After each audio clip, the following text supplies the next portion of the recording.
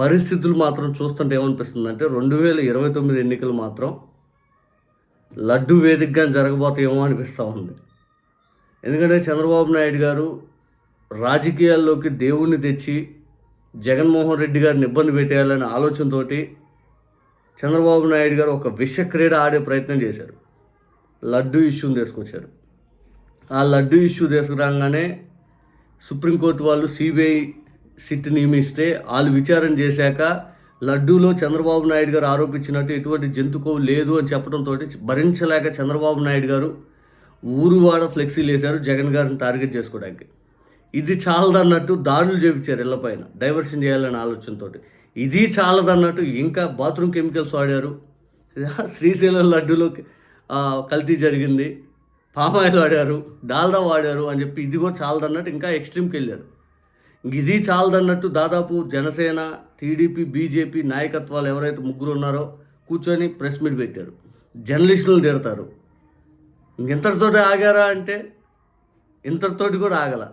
ఈరోజు ఏకంగా ఒక రిటైర్డ్ ఐఏఎస్ అధికారి దినేష్ కుమార్ గారి ఆధ్వర్యంలో ఏకసభ్య కమిటీని ఒకదాన్ని నియమించి 45 రోజుల్లో ఒక నివేదిక ఇవ్వండి, ఈ నెయ్యి విషయమై ఏం జరిగింది ఏంటి అయ్యిందని చెప్పి ఒక నివేదిక అయితే కోరటం జరిగింది.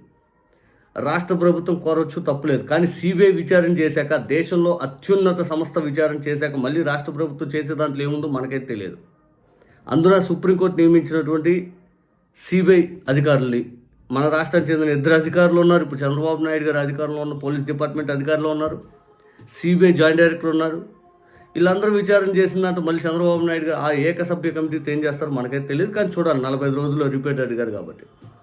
ఇక పరిస్థితి ఈ విధానం అవన్నీ చూస్తుంటే ఇందాపూర్ హెరిటేజ్ గురించి రాగానే ఒక్కసారిగా చంద్రబాబు నాయుడు గారు ఎదురుదాడి చేద్దాం అనుకుంది కూడా సైలెంట్ అయిపోయారు.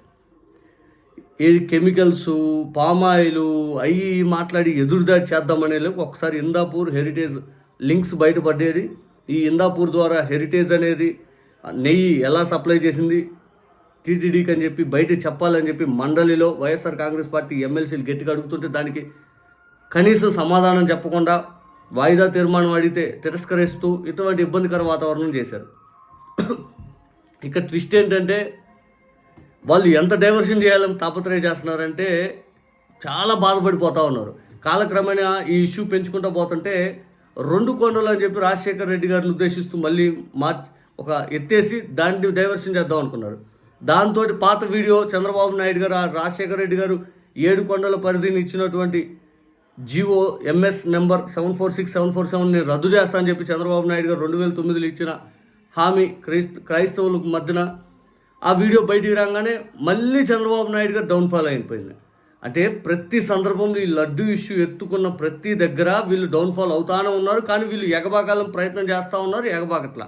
అంటే తప్పు వీళ్ళ దగ్గర ఎంత ఉందో చూడండి. లడ్డు ఇష్యూలో జంతుకో లేదనగానే సైలెంట్ అయిపోవాలి. ఆ తర్వాత బాత్రూమ్ కెమికల్స్, ఆ కెమికల్స్కి ఈ కెమికల్స్ అని చెప్పి రెచ్చగొట్టారు. అక్కడ అంతటితోటి మళ్ళీ ఏమైపోయింది, ఊరువాడ ఫ్లెక్సీలు వేశారు, మళ్ళీ రెచ్చిపోయారు. అంతటితో ఏమన్నా ఆగారా? జంతుకో లేదు కదా ఏందంటే జర్నలిస్టులను కూడా కోపపడ్డారు. అంతటితో ఏమన్నా ఆగారా? దాడులు చేశారు. అంతటితో ఏమన్నా ఆగారా? అంతటితో కూడా ఆగకుండా ఈరోజు మళ్ళీ కమిటీ వేయటం మొదలుపెట్టారు. అంతటితో ఏమన్నా ఆగారా?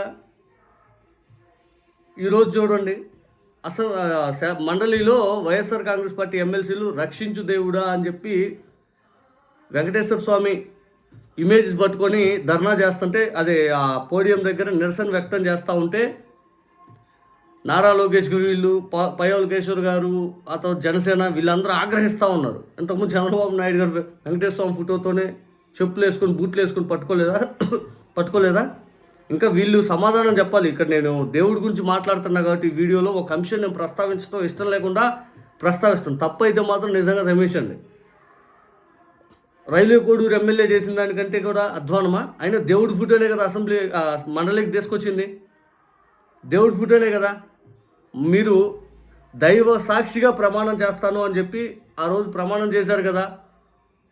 మండలిలైన వాళ్ళు అలాగే ప్రమాణ స్వీకారం చేస్తారు, ఎమ్మెల్యేలుగా అలాగే ప్రమాణం చేస్తారు, మంత్రులుగా అలాగే ప్రమాణం చేస్తారు, ముఖ్యమంత్రులుగా అలాగే ప్రమాణం చేస్తారు, చివరాఖరికి ప్రధానమంత్రిగా కూడా అలాగే ప్రమాణం చేస్తారు, కేంద్ర మంత్రులు ఎవరైనా అలాగే ప్రమాణం చేస్తారు, ఎంపీలైనా ఎవరైనా అలాగే ప్రమాణం చేస్తారు. దైవ సాక్షిగా అని. మరి ఆ దైవాన్నే మండలిలోకి తీసుకొస్తే ఎందుకు బాధపడుతున్నారు? రైల్వే కోడూరు ఎమ్మెల్యే గురించి మాట్లాడండి. అసెంబ్లీలో చేసిన చెత్త పనుల గురించి ఎందుకు మాట్లాడలేదు మీరు? దేవుడి ఫుటేజ్ చూస్తే ఎందుకు ఆగ్రహించారు? రైల్వే కోడూరు ఎమ్మెల్యే చేసిన దరిద్రం కంటే ఏం తప్ప? ఏం తప్ప? ఈరోజు మీ గ్రాఫ్ కూలిపోయింది. రికవరీకో ఛాన్స్ లేనంత కూరుకుపోతుంటే ఆ కమిటీ ఈ కమిటీ అని చెప్పి రేపు మళ్ళీ ఇటు తిప్పి ఏదో బురదేశ కార్యక్రమం చేయాలని ప్రయత్నం చేస్తూ ఉన్నారు. ఇంత జరుగుతున్న కేంద్రంలో నరేంద్ర మోడీ గారు ఒక్క మాట మాట్లాడట్లా, అమిత్ షా గారు మాట్లాడట్లా, నడ్డా గారు మాట్లాడట్లా, రాజ్నాథ్ గారు మాట్లాడట్లా. కేంద్ర ప్రభుత్వంలో ఏ ఒక్కరు కూడా ఈ ఇష్యూని టేక్ఓవర్ చేయలే. బికాజ్ వాళ్ళకి తెలుసు ఏది నిజమని చెప్పి, వాళ్ళందరికీ తెలుసు ఏది నిజమని చెప్పి. కానీ మీరు రాజకీయం కోసం వాడారు అని చెప్పి వీళ్ళందరూ అది తెలుసు. అందుకే మీరు ఇక్కడ ఆ ఏక్ సభ్య కమిటీ ఈ ఏక్ సభ్య కమిటీ అది ఇది అని చెప్పి మాట్లాడుతున్నా. అంతిమంగా నరేంద్ర మోడీ గారు బీజేపీ వాళ్ళు కేంద్ర లెవెల్లో మాట్లాడతాం. మీరు ఇక్కడ మాట్లాడినా మీరు ఇక్కడ ఏదో బీజేపీ వాళ్ళు ముందు పెడతా ఉన్న. ఇందాక సోమవీర్రాజు గారు ఉన్నారు, ఆయన కూడా మాట్లాడటం ఇష్టం లేదన్నట్టుగా మాట్లాడాడు. పక్కన పై వాళ్ళు కేసు ఇసిరేశారు. వద్దులే నాకు ఆ మాటలు. ఇక జనరల్గా ఎవరికైనా శాల్వాలు కప్పాలన్నా, ఎవరికైనా బొకేలు ఇవ్వాలన్నా, ఎవరికైనా రిసీవ్ చేసుకోవాలన్నా మొత్తం సకల శాఖ మంత్రిగా షాడో ముఖ్యమంత్రిగా పనిచేసే నారా లోకేష్ గారు మాత్రం ఇష్యూ టేక్ ఓవర్ చేసి మాట్లాడరు. ప్రెస్ ముందుకు వచ్చి ఈ జనసేన బీజేపీ వాళ్ళు పెట్టాలని తాపత్రయపడతా ఉంటారు. ఇవన్నీ జనాలు గమనిస్తూ ఉన్నారు. ఒకటైతే వాస్తవం, గ్రాఫ్ అయితే మాత్రం లడ్డు ఇష్యూ టేక్ ఓవర్ చేస్తే కుప్ప కూలిపోయింది. రికవరీకి ఛాన్స్ లేదు. నరేంద్ర మోడీ గారు కూడా రియాక్ట్ కాలేదంటే ఇక జనాలకు అర్థమవుతుంది ఎంత దారుణమైన రాజకీయాలు చేశారు ఈ లడ్డు పైన అని చెప్పి జనాలకు అర్థమవుతా ఉంది.